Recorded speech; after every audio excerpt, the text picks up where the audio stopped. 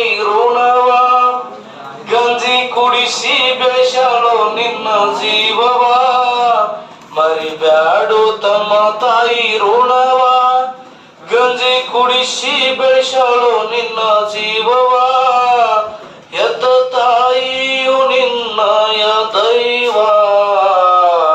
ಮರಗಿಸಬ್ಯಾಡು ತಮ್ಮ ತಾಯಿ ಜೀವವ ಮರಿಬ್ಯಾಡು ತಮ್ಮ ತಾಯಿ ಋಣವ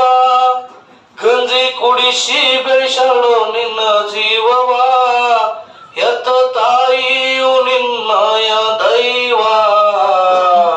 ಮರಗಿಸಬ್ಯಾಡು ತಮ್ಮ ತಾಯಿ ಜೀವವ